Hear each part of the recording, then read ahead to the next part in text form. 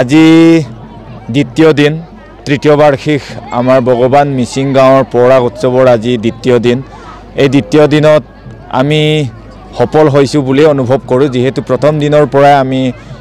গাঁৱৰ তথা জি জোৱাইৰ পৰা আৰম্ভ কৰি অঞ্চলবাসীৰ যিটো সহায় সহযোগিতা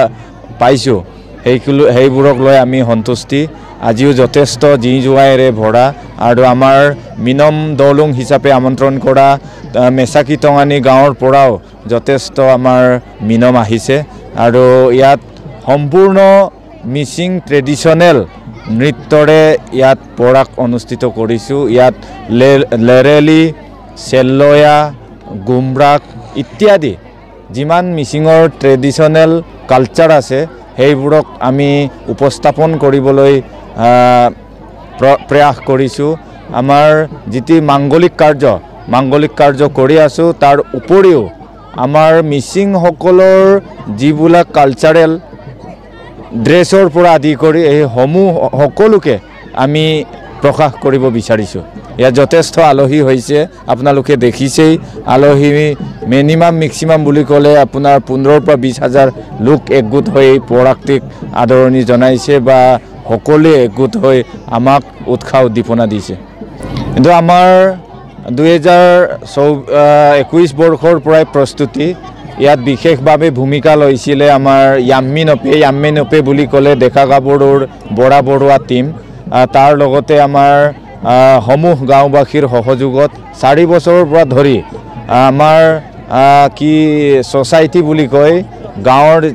ডেকা গাভৰুৱে মিলি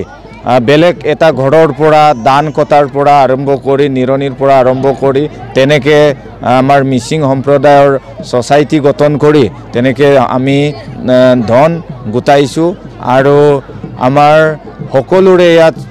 সন্মানীয় ব্যক্তিসকলৰো সহায় সহযোগিতা বিচাৰিছোঁ আৰু সমূহ গাঁওবাসীৰ সম্পূৰ্ণ সহযোগিতাত 4 বছৰ ধৰি আজি পূৰ্ণাংগ উদ্যোগত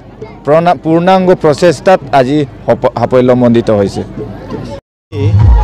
আপোনালোকৰ জৰিয়তে সকলো আমাৰ পৰাগ আমাৰ গাঁৱলৈকে অহা সকলো অতিথিসকলক আমি আন্তৰিক অভিনন্দন জনাইছোঁ যেহেতু আমি পৰাগ বুলি ক'লে সদায় সকলো মানুহে কৰিব নোৱাৰে এইটো আমাৰ গাঁৱৰ যিসকল ব্যক্তি আমাৰ আগৰ পৰা কষ্ট কৰি সচেতন ব্যক্তিসকলে বহুত দুখ কষ্ট ত্যাগ কৰি এই পৰাগখন আয়োজন কৰা হৈছে আমাৰ এই পৰাগখন 3দিনীয়া কাৰ্যসূচীৰে আমি আয়োজন কৰিছে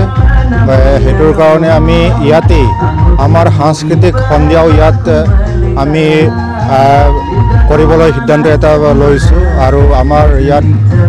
আমাৰ যিসকল জি জোৱাই বহুত দূৰ দূৰণিৰ পৰা একেলগে আহি আমি সমবেত হৈ একেলগে এটা ভোজ ভাত খাই আমি সকলোৱে অমিল মিলেৰে আমি অকণমান নাচ গান কৰি আমি ধুনীয়াকৈ শান্তিৰে যদি ঐক্যবদ্ধভাৱে থাকোঁ এইটো আমি আশা কৰিছোঁ যিসকল আমাৰ আগৰ যিটো আমাৰ ককা দেউতাহঁতে এওঁলোকৰ কোৱা মতে পৰাগ যদি গাঁৱত খায় তেতিয়াহ'লে এই গাঁওখনৰ যিকোনো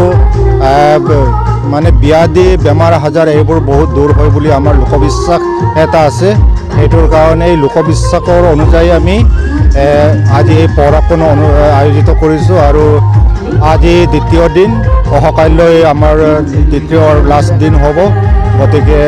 আমি সকলো আমাৰ ৰাইজক আমি বহুত বহুত ধন্যবাদ জ্ঞাপন কৰি ইমান